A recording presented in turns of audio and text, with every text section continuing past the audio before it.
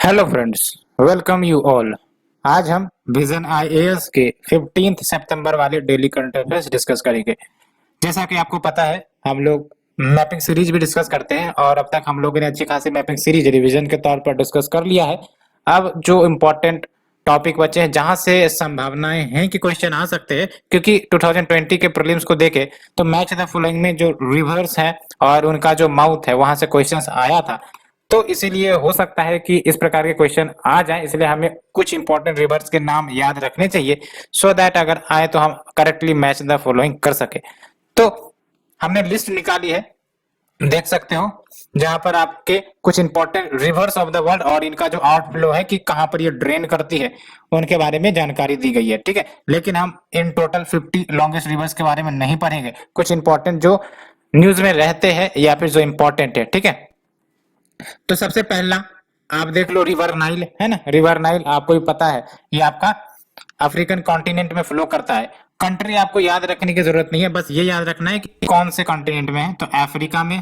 ठीक है, और आउटफ्लो कहाँ हो रहा है, मेडिटेरेनियन सी में। ठीक है, नील रिवर के बारे में एक जानकारी और कि आप देख सकते हो, लेंथ की बात करें तो आपका 7088 किलोमीटर है, यानी कि it is lengthiest river in the world, that is river Nile. ठीक है, दूसरे नंबर पर देख लो अमेजन रिवर है ना, अमेजन रिवर। और ये कहाँ ड्रेन करती है, आपका अटलांटिक ओशियन में। और कौन से कॉन्टिनेंट में ये फ्लो करती है, आपका ये आपका साउथ अमेरिकन कॉन्टिनेंट। हाँ, इसके देश आपको याद रखने, क्योंकि टोटल 8 कंट्रीज में ये फैला हुआ है ना। तो आप देख लो, ब्राजील में ये फ्लो करती है, Peru, Bolivia, Colombia, Ecuador, Venezuela, Guyana है ना। और आपका फ्रेंच गुएना भी आता है, जो फ्रेंच की ओवरसीज टेरिटरी है वो भी आती है। ठीक है, तो 8 में आपको याद रखना, टोटल 8 कंट्रीज में ये फ्लो करती है। ठीक है, अमेजन रिवर। और ड्रेन कहाँ हो रही है, अटलांटिक ओशियन में। फिर है आपका यांगत्से रिवर। ठीक है, यांगत्से रिवर।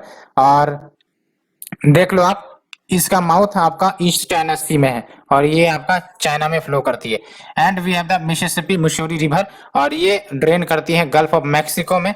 और कौन से स्टेट्स यानी कि नेशन में फ्लो करती है, तो United states, Canada.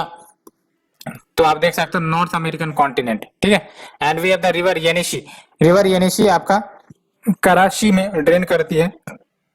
When we से कराची, तो ये आपका पार्ट है आर्कटिक ओशियन का। ठीक है, Kara Sea is a part of Arctic Ocean. And we have the next Yellow River. और येलो रिवर देख लो आप, बोहाई सी में ड्रेन करती है और ये चाइना में फ्लो करती है, चाइना से होकर गुजरती है ना। येलो रिवर को ही वैंग हो रिवर कहते हैं। ठीक है, वैंग है रिवर। एंड रिवर ओब, तो रिवर ओब की बात करें तो ये देख लो ड्रेन करती है गल्फ ऑफ ओब में। और ये आप हमें बताओ कि ये गल्फ ऑफ ओब किस ओशियन का पार्ट है, क्या ये आपका आर्कटिक का पार्ट है या फिर क्या ये पैसिफिक का पार्ट है, किसका पार्ट है। ठीक है, एंड कंट्रीज में आप देख लो, रशिया, कजाकिस्तान, चाइना, मंगोलिया, इनसे ड्रेन करती है। ठीक है, एंड नेक्स्ट ये रियो दे ला प्लाटा। ठीक है, और ये ड्रेन करती हैं रियो दे ला प्लाटा में। और देख सकते हो ये साउथ अमेरिका में फ्लो करती है। और कंट्रीज देख लो आप, Brazil, Argentina, Paraguay, Bolivia, Uruguay, यानी कि आपके साउथ अमेरिकन कॉन्टिनेंट में ये आपका फ्लो करती है रियो दे ला प्लाटा। ठीक है, तो next is your river Congo. River Congo drain करती है अटलांटिक ओशियन में। और आप देख सकते हो अफ्रीका में ये आपका जो रिवर है फ्लो करता है। रिवर कांगो को जेरी रिवर भी कहते हैं। ठीक है, और नेक्स्ट इज योर रिवर लेना है ना। रिवर लेना आपका लैप्टेप सी में ड्रेन करती है और लैप्टेप सी आपका आर्कटिक का ही पार्ट है। ठीक है, और ये आपका रशिया में फ्लो करती है। ठीक है, और फिर देख लो आप रिवर मेकोंग है ना, जिसको लैन कैंग जियांग भी कहते हैं। और ये काफी इंपॉर्टेंट है, इसके देश के भी नाम आपको याद रखने होगा। ठीक है, साउथ चाइना सी में ड्रेन करती है। और कौन कौन से देश से ये होकर गुजरती है, China, Myanmar, Laos, Thailand, Cambodia, Vietnam. ठीक है, ये देश आपको याद रखने हैं। ठीक है, China, Myanmar, Laos, Thailand, Cambodia, Vietnam. And we have the river Niger. River Niger drain करती है गल्फ ऑफ गिनी में, जिसका जो ड्रेन माउथ है वो है आपका अटलांटिक ओशन है। Gulf of Guinea is a part of Atlantic. और आप देख लो अफ्रीका कॉन्टिनेंट में ये फ्लो करती है। कुछ देश के नाम माली है, नाइजर है, अल्जीरिया है, ये सब कुछ देश के नाम। एंड ब्रह्मपुत्रा हम तो जानते ही नहीं, इसको रिवर सैंगपो कहते हैं तिब्बत में। और ये आपका अल्टीमेटली बे ऑफ बंगाल में ड्रेन करती है। ठीक है, बांग्लादेश से होकर गुजर के बे ऑफ बंगाल में ड्रेन करती है। ठीक है, और फिर देख लो आप मोर्ले डार्लिंग रिवर है ना, मोर्ले डार्लिंग रिवर आपका सदर्न ओशियन में ड्रेन करता है और आपका ये ऑस्ट्रेलिया में फ्लो करता है। ये काफी इंपॉर्टेंट है, याद रखना है, ठीक है। मोर्ले डार्लिंग आपका सदर्न ओशियन और ये ऑस्ट्रेलिया से ड्रेन करती है, ठीक है, ऑस्ट्रेलिया से फ्लो करती है। रिवर टोकेंटिन्स है ना, रिवर टोकेंटिन्स अटलांटिक ओशियन में ड्रेन करती है और ये ब्राजील में फ्लो करती है, रिवर टोकेंटिन्स, ठीक है। एंड रिवर वोल्गा आपका कैस्पियन सी में ड्रेन करता है और आपका रशिया से फ्लो करती है, रिवर वोल्गा, याद रखना। ड्रेन कहाँ करती है? कैस्पियन सी में। रिवर इंदस जिसको सिंघे कंबन भी कहते हैं इंडिया में, और अरेबियन सी में ड्रेन करती है, आपको भी पता है। एंड वी हैव द शत अल अरब रिवर यूफ्रेट्स है ना, रिवर यूफ्रेट्स आपने सुना होगा है ना, रिवर यूफ्रेट्स आपका पर्शियन गल्फ में ड्रेन करती है, ठीक है। और ये इंपॉर्टेंट बात है। और जो देश से ये क्रॉस करती हैं, टर्की, इराक, सीरिया, ये सब है कुछ देश के नाम। And we have the river Syr Darya और अमू दरिया, ये दो रिवर है, सिर दरिया और अमू दरिया, और ये अरल सी में ड्रेन करती है। और अरल सी में फिर कौन कौन से रीजन से ये जो रिवर है फ्लो करती है? कजाकिस्तान, किर्गिस्तान, उज्बेकिस्तान, ताजिकिस्तान, लेकिन ये याद रखने की जरूरत नहीं है, ठीक है। फिर रिवर शेल्विन न्यूजियांग अंडमान सी में ड्रेन करती है। और फिर देख सकते हो आपका कहाँ कहाँ से फ्लो करती है, चाइना, म्यांमार, थाईलैंड। एंड फिर आपका रिवर रियो ग्रेनेडे रिवर है ना, river Rio Grande gulf of Mexico में ड्रेन करती है और यूनाइटेड स्टेट और मैक्सिको से ड्रेन करती है। And we have the next river Danube, river Danube Black Sea में ड्रेन करती है, ठीक है। कौन कौन से देश से ये होकर गुजरती है? Romania, Hungary, Austria, Serbia, Germany, Slovakia, Bulgaria, Croatia, Ukraine, ठीक है। And we have the river Irrawaddy, ये भी इंपॉर्टेंट है, ठीक है। रिवर इरेवदे अंडमान सी में ड्रेन करती है, आपको पता है, और चाइना म्यांमार से होकर गुजरती है रिवर इरेवदे।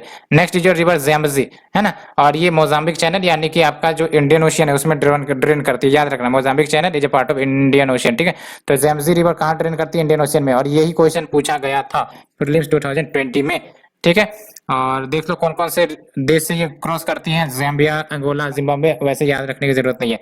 एंड रिवर अमू दरिया ये हमने अभी डिस्कस ही किया था, ठीक है। And river Paraguay, river Paraguay कहाँ ड्रेन करती है? पराना। और ये आपका साउथ अमेरिकन कंटिनेंट में फ्लो करती है। कौन कौन से देश कवर हो जाते हैं इसमें? Brazil, Paraguay, Bolivia, Argentina. And फिर अगर हम बात करें रिवर कोलोराडो, तो रिवर कोलोराडो देख लो कहाँ ड्रेन कर रही है? गल्फ ऑफ कैलिफोर्निया में, यूनाइटेड स्टेट्स एंड मेक्सिको से होकर ये गुजरती है।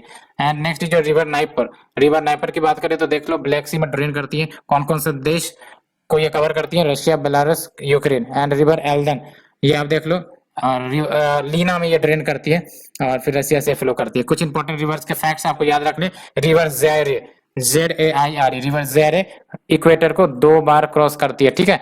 और फिर रिवर लिम्पोपो ये क्रॉस करती है ट्रॉपिक ऑफ कैंसर को 2 बार, याद रखना। तो रिवर ज़ैरे इक्वेटर को 2 बार, लिम्पोपो ट्रॉपिक ऑफ कैप्रिकॉर्न को 2 बार। और जो आपका रिवर हवांग हो है या फिर येलो रिवर, इसको चाइनाज सोरो कहा जाता है, ठीक है। And the river Amazon through out its entire length does not have any bridges across it, ठीक है, ये याद रख सकते हैं। तो ये हमने कुछ इंपॉर्टेंट फैक्ट्स रिवर के बारे में डिस्कस कर लिए। और आज आपका मैप सीरीज यही खत्म होता है। उसके बाद हम देखेंगे कि कल से क्या इंपॉर्टेंट टॉपिक पर डिस्कस करने, 5-10 मिनट शुरुआती इंपॉर्टेंट टॉपिक पर डिस्कस किया जाए सो दैट बेनिफिशियल हो, ठीक है। So let's move to our article, ठीक है। First article is your government framing guidelines for changes in public procurement policy. Simple मतलब कहें तो जो पब्लिक प्रोक्योरमेंट पॉलिसी है गवर्नमेंट की, उसमें कुछ चेंजेस लाई जा रही है ना। और ये कहा जा रहा है कि जो सेंटर है वो कम्प्रिहेंसिव गाइडलाइंस लेकर आएगी सो दैट जो पब्लिक प्रोक्योरमेंट की जाती है गवर्नमेंट के द्वारा उसमें कुछ सुधार लिए जाएं, सो दैट जो समस्याएं आती हैं such as time and cost overruns, ठीक है, as well as compromisation with quality, irregularities, इन सब समस्याओं को खत्म किया जाए, है ना। और जब हम बात करते हैं पब्लिक प्रोक्यूरमेंट, नाम से पता चल रहा है इसके तहत क्या होगा? गवर्नमेंट या फिर state owned enterprises goods and services खरीदती है, किन से? प्राइवेट सेक्टर से, हम और आपसे। एंड अगर हम बात करें नीड फॉर चेंजिंग पीपीपी, तो क्यों ये चेंजेस की जरूरत पड़ी?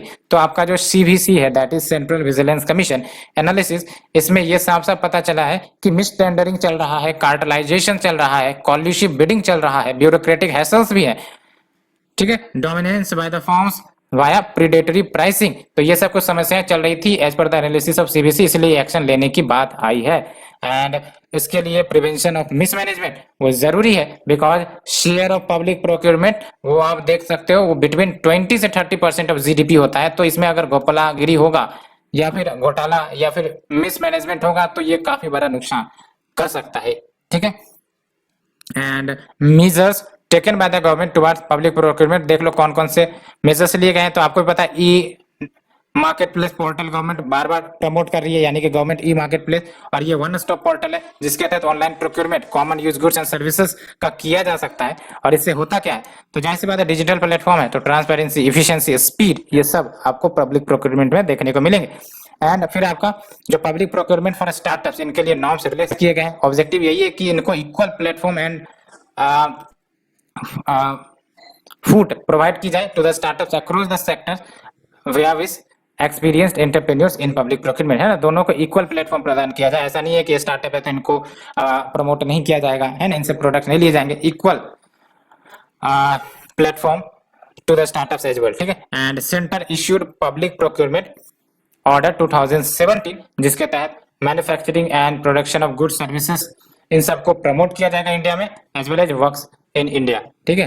तो ये हमने देखा पब्लिक प्रोक्योरमेंट पॉलिसी के ऊपर जो जरूरतें हैं और क्या स्टेप्स गवर्नमेंट बार बार ले रही है, सो दैट इसमें और ज्यादा इंटीग्रेशन हो और ट्रांसपेरेंसी लाई जाए, जो भी आपके एरर्स है उनको ठीक किए जाए। Next is your government x tends free import policy Windows for pulses till दिसंबर 31, ठीक है।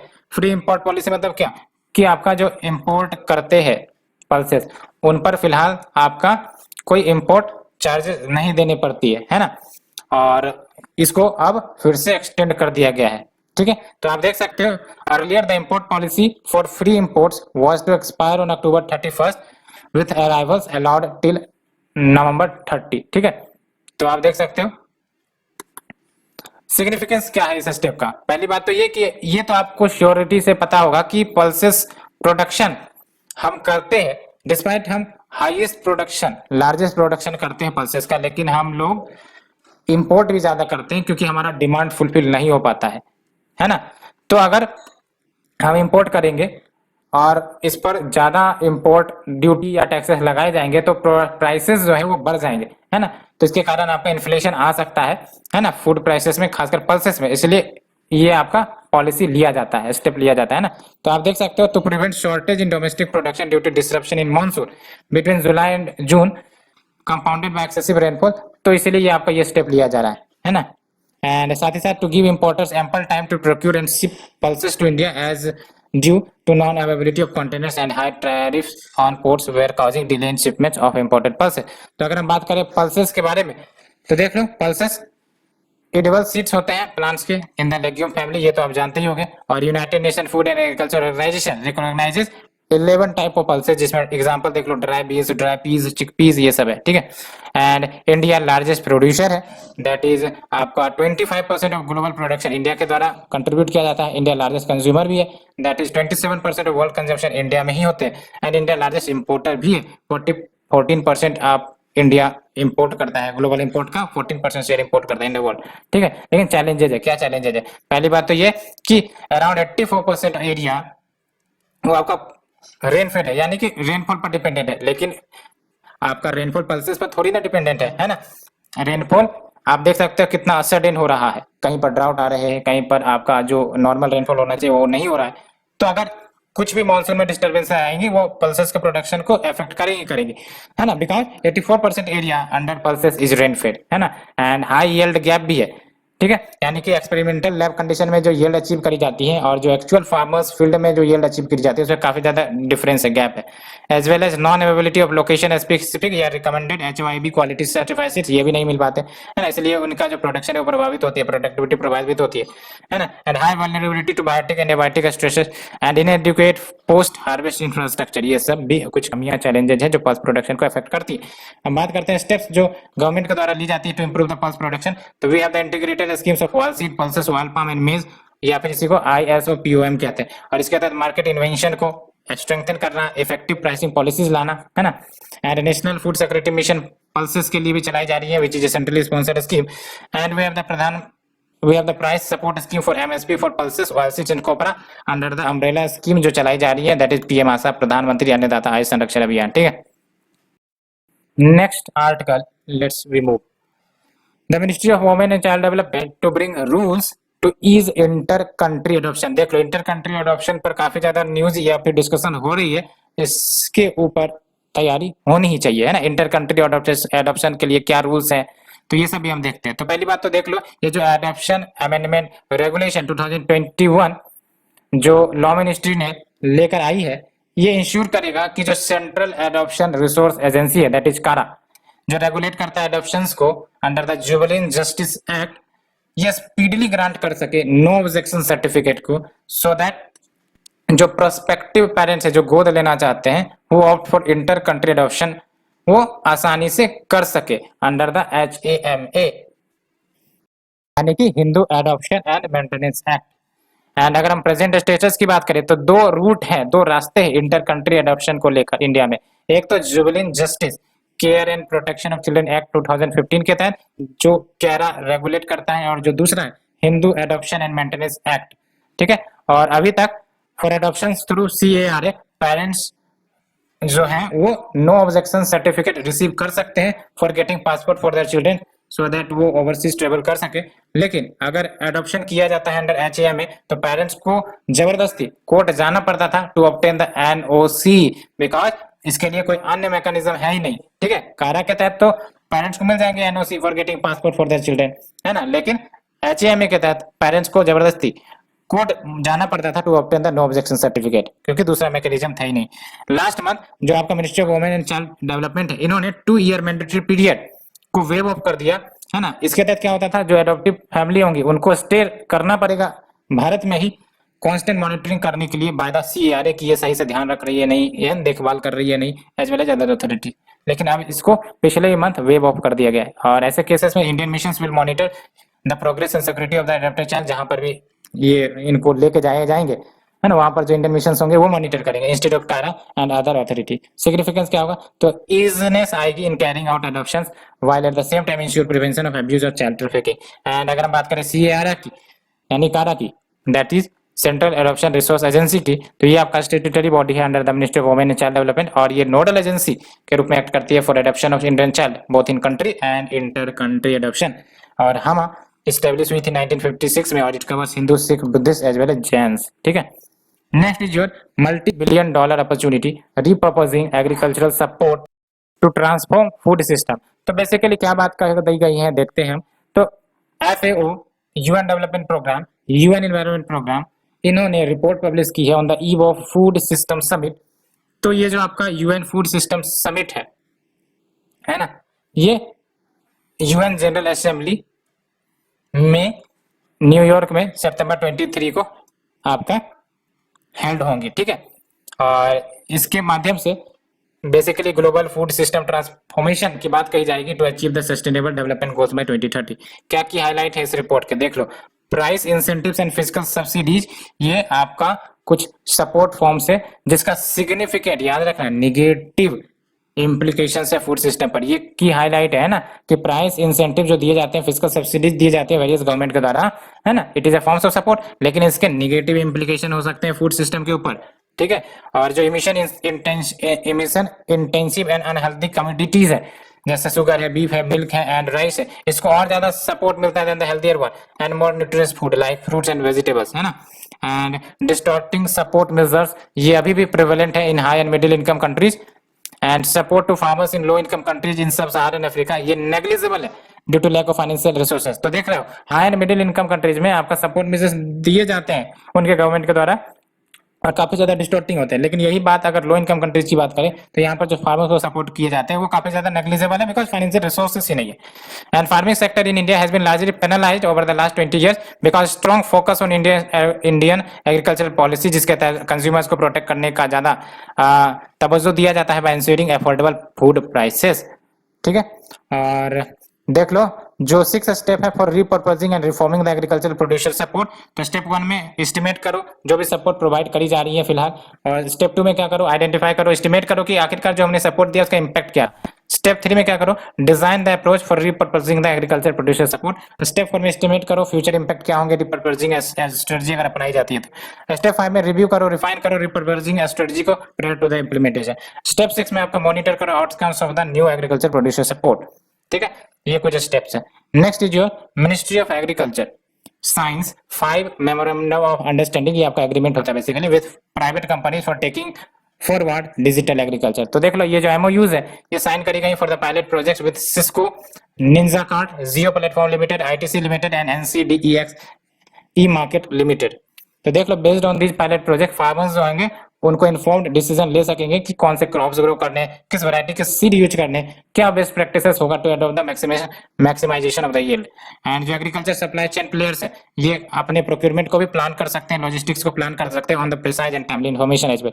और जो मिनिस्ट्री है वो आपका फेडरेटेड फार्मर्स डाटाबेस को भी क्रिएट कर रही है under the agri stack and building different services around this database so that digital ecosystem agriculture का तैयार किया जा सके, है ना।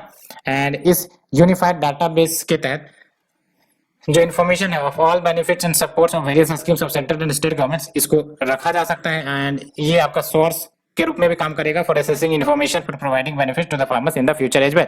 और गवर्नमेंट स्कीम जैसे प्रधानमंत्री फसल बीमा योजना है, पीएम किसान है, सॉइल हेल्थ कार्ड है, ये आपका इंटीग्रेट कर दिए जाएंगे with the common database along with land record details over a period of time. And अभी तक देख लो जो डाटाबेस है इसमें अप्रोक्स 5.5 करोड़ फार्मर्स के डिटेल्स डाटाबेस रखे गए। Next is your short news cluster development fund CDF. तो देख लो SIDBI that is a small industries and development bank of India, इन्होंने ओवर 350 करोड़ कमिटमेंट लेटर सौंप दिए हैं to the Assam government under the CDF that is cluster development fund. And जो आपका ministry of micro small and medium enterprises है इन्होंने adopt किया था क्लस्टर डेवलपमेंट प्रोग्राम को so that productivity competitiveness capacity building enhance किया जा सके किसके माइक्रो एंड स्मॉल एंटरप्राइजेस के। और ये सेटअप किया गया एज कॉमन फैसिलिटी सेंटर्स जहां पर testing training centre complementing production processes ये सब करी जाती है। And promotes green and sustainable manufacturing technology for the cluster. साथ ही साथ ये क्रिएट करती है या अपग्रेड करती है इंफ्रास्ट्रक्चर फैसिलिटीज को इन द न्यू या existing industrial clusters of MSEs. Next ये स्वामित्व, ये तो बार बार हमने डिस्कस किया है that is survey of village and mapping with improvised technology in village areas scheme. तो ये आपका जो स्कीम है ministry of Panchayati and rural development के अंतर्गत चलाई जाती है और इन्होंने इनॉग्रेट की थी स्वामित्व स्कीम को which is stepping stone towards upliftment of the rural economy. याद रखना है आपका ये स्वामित्व scheme ministry of Panchayati Raj and rural development और सेंट्रल सेक्टर स्कीम है मिनिस्ट्री ऑफ पंचायती राज का। और ये लॉन्च करी गई थी बेसिकली इंडियन प्राइम मिनिस्टर के द्वारा on the national Panchayati Raj day. और इसका ऑब्जेक्टिव वही है कि जो रूरल पीपल है उनको right to document their residential properties, ये अधिकार दिया जाए ना, उनके जो भी रेसिडेंशियल प्रॉपर्टीज है वो उनको डॉक्यूमेंट के रूप में प्राप्त हो सो दैट ये यूज कर सके अपने इस प्रॉपर्टी को for economic purposes. For example loan लेने हो तो ये यूज कर सकते हैं। पहले क्या होता था इनके पास प्रॉपर रजिस्टर्ड डॉक्यूमेंट नहीं होते थे तो ये बैंक के पास जाते थे तो लोन नहीं मिल पाती थी, लेकिन अब डॉक्यूमेंट आ जाएंगे, प्रॉपर डॉक्यूमेंट होगा तो आराम से लोन ले सकते हैं। And it helps in settlement of disputes as well as the village level and the demarcation would be done using drone surveying technology. And next is your prepaid payment instrument. तो देख लो RBI ने issue कर दिया है master direction on the prepaid payment instrument. और important बात क्या है इसके तहत कि कोई भी entity, no entity can set up and operate payment system for PPI without prior approval या फिर ऑथराइजेशन ऑफ द आरबीआई, यानी कि बिना प्रायर अप्रूवल या फिर ऑथराइजेशन आरबीआई के लिए हुए आपका कोई भी एंटिटी ना ही तो सेटअप कर सकती है ना ही ऑपरेट कर सकती है पेमेंट सिस्टम फॉर पीपीआई, ठीक है। And classify PPI into two category, जैसे स्मॉल पीपीआई होंगे एंड फुल केवाईसी पीपीआई होंगे। और they were earlier classified as close system, semi close system and open system PPI. And RBI under payment and settlement act 2005 PPI को कैसे define करती है, तो PPI एक इंस्ट्रूमेंट है पेमेंट का जो फैसिलिटेट करती है buying and selling of goods and services, जिसमें ट्रांसफर ऑफ फंड भी किया जा सकता है, फाइनेंशियल सर्विसेज भी हो सकती है, remittances against the value stored with in और ऑन द इंस्ट्रूमेंट, है ना। तो पहले भी आपने यूज किया होगा ये जो वॉलेट है, पेटीएम वॉलेट ले लो, है ना, या फिर अमेजन वॉलेट ले लो, पहले जिसमें पहले से पैसे हम डाल देते थे उसके बाद खर्च करते थे, यही तो है आपका prepaid payment instrument. Next is जो richest 10% in India owns over 50% of asset, ये देख लो, ये आपका गवर्नमेंट ऑफ इंडिया का सर्वे है ना, ठीक है। तो according to the all India डेब्ट एंड इन्वेस्टमेंट सर्वे 2029 जो कंडक्ट करी गई है नेशनल सिंपल सर्वे के द्वारा, इसमें साफ साफ कहा गया जो रिचेस्ट 10% है इंडियंस वो लगभग half of the countries physical and financial assets को ओन करती है, जबकि बॉटम 50% पॉपुलेशन है उन्होंने तो बेसिकली लेस देन 10% ही कंट्री के फिजिकल या फाइनेंशियल एसेट्स को ओन करके रखा है ना। तो ये आपका इनकम इनइक्वालिटी इतनी ज्यादा एक्सट्रीम है, ये रिफ्लेक्ट कर रही है विद इन रूरल एरिया जहां आपका close to 2/3 of India life रहते हैं, यानी कि अप्रोक्स 80% पॉपुलेशन रहते हैं। 10 क्यों हाईएस्ट रहा है आपका दिल्ली में, top 10% owing 80.8% of assets and the bottom only 2.1%। आप देख सकते हो दिल्ली में सबसे ज्यादा हाईएस्ट गैप रहा है, फॉलोड बाय पंजाब एंड देख सकते हैं। And we have the first national vaccine gets nod for phase 2 trial. तो देख लो नेशनल वैक्सीन डेवलप करी गई है किसके द्वारा, भारत बायोटेक के द्वारा, और इसे सपोर्ट की जा रही है डिपार्टमेंट ऑफ बायोटेक्नोलॉजी एंड जो इसका पीएसयू है दैट इज बिरैक, जिसको आप कहते हो biotechnology industry research assistant council. और नेशनल वैक्सीन डोजेज, ये बेसिकली नाम से पता चल रहा है नोज के माध्यम से दी जाती है रेदर देन ओरल या फिर वाया मसल्स, और ये आपका मदद करता है to deliver the medication directly into the respiratory pathway, है ना। And R&D for the vaccine वो सपोर्ट की गई है मिशन कोविड सुरक्षा, जो लॉन्च करी गई थी under the third stimulus package of Atmanirbhar Bharat 3.0 for consolidating available resources towards accelerated vaccine development. Next is your demand to declassify toxic 3Os जो यूज करी जाती है सनस्क्रीन में। तो यूएस एक्टिविस्ट पॉलिटिशियंस ने सबमिट किया है सिटीजन पेटिशन को टू द FDA यानी कि फूड एंड ड्रग एडमिनिस्ट्रेशन कि वो रिक्लासिफाई करे टॉक्सिक 3Os। इसमें क्या हो गए, ऑक्सीबेंजीन, ऑक्टिनोक्टेन एंड ऑक्टोक्राइलिन, है ना, इनको रिक्लासिफाई किया जाए। एंड इन्होंने अर्ज किया कि ये जो केमिकल्स इनको शिफ्ट किया जाए not generally recognised as safe and effective category में, है ना, यानी कि ग्रेस कैटेगरी 2 में। एंड ये जो 3Os है ये एक्टिव इंग्रेडिएंट है जो आपका more than 2/3 of all sunscreen में, तो आप समझ सकते हो किस प्रकार का केमिकल अफेक्ट कर सकते हैं हमारे स्किन को, है ना। And they pose a threat to the public health, marine life as well as coral reef.